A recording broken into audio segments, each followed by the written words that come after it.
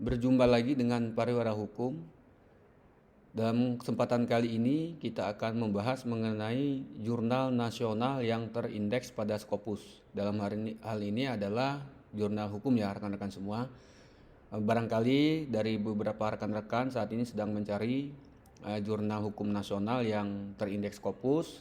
Dalam kesempatan kali ini saya akan membahasnya. Kurang lebih ada 5 jurnal hukum milik perguruan tinggi dalam negeri yang sudah terindeks Scopus per Juni tahun 2024. Nah, jurnal hukum nasional terindeks Scopus kali ini sudah saya pastikan tidak discontinue melalui laman resmi Scopusnya, tapi perlu dicatat ini adalah data per Juni tahun 2024. Artinya sangat dinamis sekali, bisa jadi di Juni dia belum discontinue, tapi di bulan-bulan berikutnya ada potensi untuk discontinue.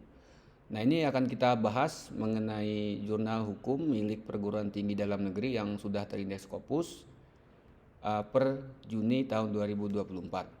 Baiklah rekan-rekan, langsung saja kita bahas. Yang pertama itu ada jurnal hukum milik Fakultas Hukum Universitas Padjadjaran. Nama jurnalnya Padjadjaran Jurnal Ilmu Hukum. Nah, jurnal ini masih aktif terindeks di Scopus sejak tahun 2019 sampai dengan tahun 2024 ini. Kemudian publishernya Universitas Padjadjaran, terbitnya 3 kali dalam 1 tahun atau 3 volume. Ya, ini pada bulan atau 3 nomor maksud saya, ya ini pada bulan April, Agustus dan bulan Desember. Nah, berdasarkan pencarian pada laman Simago, jurnal Padjadjaran Jurnal Ilmu Hukum ini saat ini kuartilnya 3. Kemudian SJR-nya pada tahun 2023 itu 0,16. Nah, ini jurnal ini bisa menjadi salah satu referensi bagi rekan-rekan yang ingin mensubmit atau mengirim artikelnya ke jurnal hukum milik perguruan tinggi dalam negeri yang sudah terindeks Scopus. Baiklah, yang kedua ada jurnal Lentera Hukum. Jurnal Lentera Hukum ini terindeks di Scopus sejak tahun 2019 sampai dengan tahun 2024 ini. Publishernya adalah Universitas Jember, terbit 3 kali dalam 1 tahun, yakni pada bulan Februari, Mei, dan bulan Agustus. Berdasarkan laman Simago, jurnal Lentera Hukum ini memiliki kuartil 3 atau Q3 dengan SJR pada tahun 2023 itu 0,14. Ini juga bisa menjadi rujukan bagi teman-teman yang mencari atau membutuhkan publikasi di jurnal terindeks Scopus. Per Juni ini jurnal Lentera Hukum ini masih terindeks atau terdaftar di Scopus. Atau nanti untuk memastikannya teman-teman juga bisa langsung cek di laman scopus.com. Kemudian yang ketiga ada jurnal Sriwijaya Law Review yang diterbitkan oleh Universitas Sriwijaya, terindeks di Scopus sejak tahun 2017 hingga tahun 2024 ini. Kemudian jurnal ini terbit 2 kali dalam 1 tahun, yakni di bulan Januari dan di bulan Juli. Berdasarkan penelusuran pada laman Simago, jurnal Sriwijaya Law Review ini memiliki kuartil 3 dengan SJR pada tahun 2023 itu 0,14.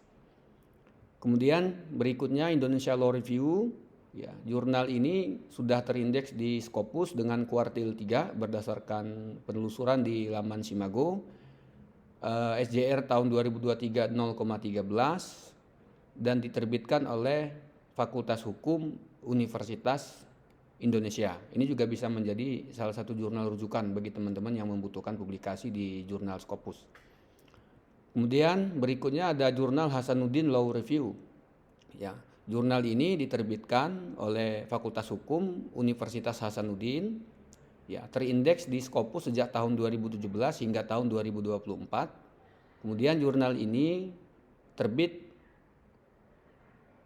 3 kali dalam 1 tahun, yakni pada bulan April, bulan Agustus, dan Desember. Berdasarkan penelusuran di laman Simago, jurnal Hasanuddin Law Review ini memiliki kuartil 2 dengan SJR tahun 2023 itu 0,31. Nah, artinya teman-teman, jurnal Hasanuddin Law Review ini dari beberapa jurnal hukum milik perguruan tinggi dalam negeri merupakan salah satu jurnal yang memiliki reputasi bagus di Scopus karena berdasarkan penelusuran Leman Semagung, Jurnal Hasanuddin Law Review ini memiliki kuartil 2 atau yang biasa kita sebut dengan Q2. Baik rekan-rekan, itulah beberapa jurnal hukum milik perguruan tinggi dalam negeri yang hingga Juni tahun 2024 ini masih resmi terindeks di Scopus dan belum discontinue. Nah, silakan bagi teman-teman yang membutuhkan publikasi di Scopus, baik itu untuk kebutuhan lulus studi doktoral misalnya atau kebutuhan naik pangkat bagi dosen. Nah, 5 jurnal tadi bisa menjadi referensi bagi rekan-rekan semua. Tapi perlu diingat bahwa jurnal-jurnal yang terindeks di Scopus itu sangat berpotensi untuk discontinue. Artinya ada baiknya sebelum teman-teman memutuskan untuk mensubmit jurnal artikel pada jurnal tertentu, dipastikan dulu bahwa jurnal rujukan kita itu tidak discontinue.